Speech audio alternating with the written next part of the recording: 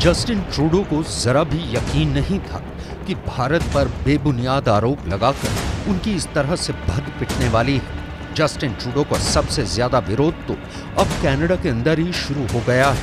Canada की पूरी राजनीति में खालिस्तान के मुद्दे ने हलचल मचा दी है और जस्टिन ट्रूडो के खिलाफ मौजूद विपक्ष को अब ट्रूडो के खिलाफ हमले का एक बहुत बड़ा मुद्दा मिल गया है।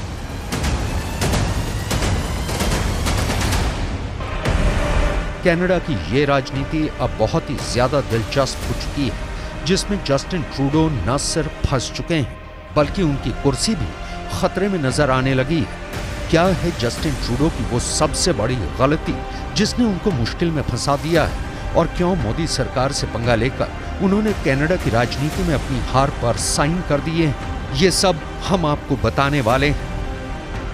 दरअसल कनाडा के अखबारों में अब ये खुलकर लिखा जाने लगा है कि जस्टिन ट्रूडो अपने राजनीतिक हित साधने और अपनी कुर्सी बचाने के लिए कनाडा के राष्ट्रीय हितों से खुलेआम खिलवाड़ कर रहे हैं।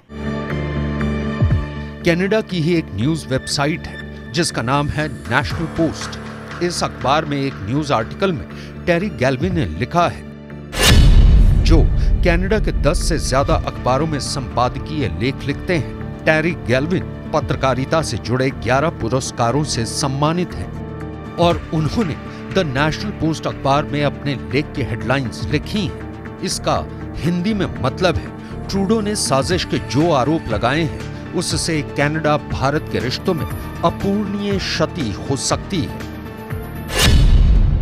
जस्टिन ट्रूडो पर तीखी टिप्पणी करते हुए टेरी गैल्विन ने अपने संपादकीय में लिखा है कि सोमवार को जो हुआ उसके स्क्रिप्ट को चाइनीज एजेंटों के प्रभाव में जस्टिन ट्रूडो ने लिखा है और ये लिबरल पार्टी के राजनीतिक लाभ के लिए साल 2019 और 2021 के राष्ट्रीय चुनाव में हुई बंदर बांट का परिणाम है। कनाडा के पत्रकार का इशारा सीधे सीधे जस्टिन ट्रूडो की राजनीतिक चालाकियों की तरफ था। आखिर जस्टिन ट्रूडो की चालाकियां क्या हैं और जस्टिन ट्रूडो की मजबूरियां क्या हैं, ये सब हम आपको बताएंगे। लेकिन पहले हम आपको कनाडा के इस अखबार की एक और तीखी टिप्पणी से अवगत कराते हैं। टेरी गैल्विन को लगता है कि जस्टिन ट्रूडो चाइनीज एजेंट के प्रभाव में। टेरी गैल्विन ने लिखा है कि सोमवार को जस्टिन ट्रूडो ने जो किया उसके बाद लिबरल सरकार यानी ट्रूडो की सरकार ने चीन के खिलाफ तैयार की गई हिंद प्रशांत की रणनीति के उद्देश्य को ध्वस्त कर दिया है।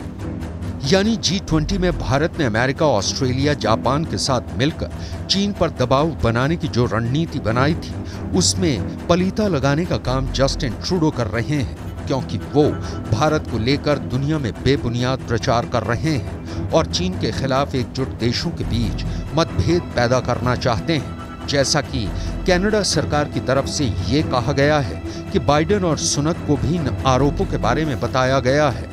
आखिर ये सब करने के पीछे जस्टिन ट्रूडो की मजबूरी क्या है?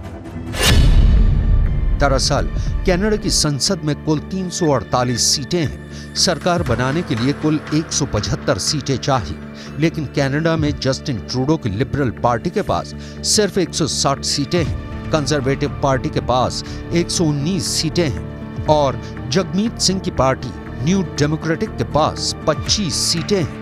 यानी ट्रूडो के पास बहुमत से 15 सीटें कम हैं और वो एक अल्पमत की सरकार चला रहे हैं। दरअसल जगमीत सिंह की पार्टी न्यू डेमोक्रेटिक के समर्थन से ही ट्रूडो की सरकार चल रही है। ऐसे में जस्टिन ट्रूडो खालिस्तानियों की कठपुतली बन चुके हैं और खालिस्तानी समर्थक जगमीत सिंह इस वक्त जस्टिन ट्रूडो को जो डिक्टेशन दे रहे हैं ट्रूडो वही बोल रहे हैं। या फिर ये समझ लीजिए कि ट्रूडो ने सोमवार को जो कुछ भी बोला है उसकी स्क्रिप्ट खालिस्तानियों ने ही लिखी है। यहाँ आपको ये बता देना जरूरी है कि कनाडा में कुल 2.1% सिख समुदाय के लोग रहते हैं, यानी इनकी आबादी लगभग 8 लाख है।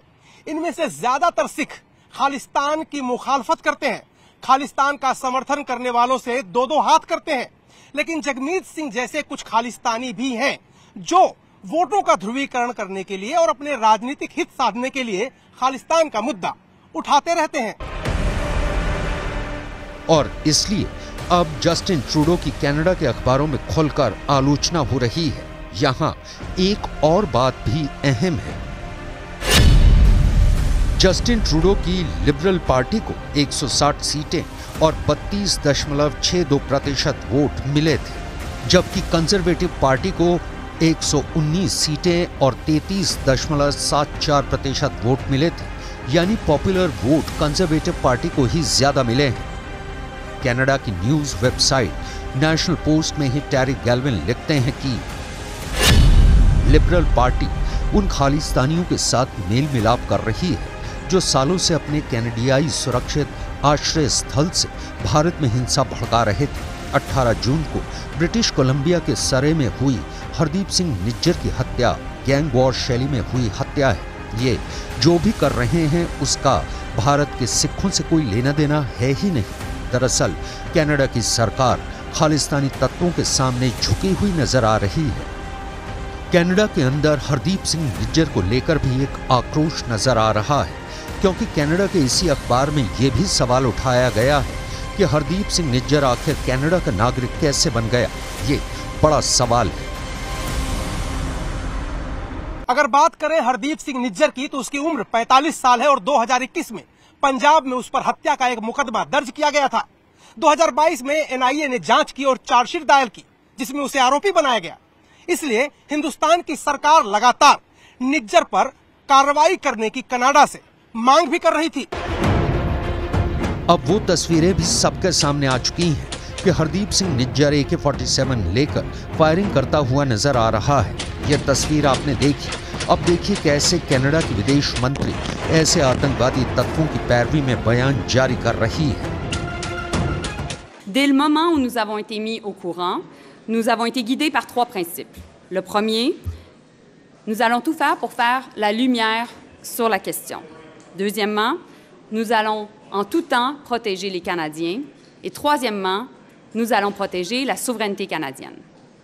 J'ai transmis ces principes à mon homologue indien et j'ai aussi dit que nous attendons à leur entière collaboration afin de faire la lumière sur la question. Et c'est pourquoi aussi, aujourd'hui, j'ai expulsé un diplomate indien du plus haut niveau. दरअसल हकीकत ये है कि Justin Trudeau ने न सिर्फ Canada की संसद की गरिमा को ध्वस्त किया है, बल्कि सीधे सीधे कनाडा और भारत के रिश्ते को भी बिगाड़ने का काम किया है। अपने व्यक्तिगत राजनीतिक स्वार्थों के लिए और अपनी प्रधानमंत्री की कुर्सी बचाने के लिए ट्रूडो भारत के साथ व्यापारिक वार्ता से भाग रहे हैं और इसके लिए उन्होंने कोई स्पष्ट कारण भी नहीं दिया है। कनाडा की न्यूज वेबसाइट नेशनल पोस्ट में ही टेरी गैल्विन लिखते हैं कि निज्जर एक प्रमुख खालिस्तानी अलगाववादी था जिसने शांति का जमकर विरोध किया था। वो आतंकवाद से जुड़े कई आरोपों में भारत में वर्षों से वांछित था। ये निश्चित नहीं है कि निज्जर को कनाडा की नागरिकता कैसे प्राप्त हुई। कनाडा की सरकार ने ही शरणार्थी दर्जे के लिए निज्जर के आवेदन को 2 बार 1997 और 2001 में खारिज किया था। जस्टिन ट्रूडो खालिस्तानी नेता जगमीत सिंह की लिखी स्क्रिप्ट पढ़ रहे थे, इसलिए उन्होंने निज्जर जैसे आतंकवादी को कनाडा का नागरिक बताकर खूब आंसू बहाए, लेकिन उनके इन आंसुओं से कुछ बदलने वाला नहीं है। जस्टिन ट्रूडो की लोकप्रियता लगातार घट रही है। कनाडा के एक सर्वे में दावा किया गया है कि पिछले 55 सालों में जस्टिन ट्रूडो सबसे बेकार प्रधानमंत्री साबित हुए हैं।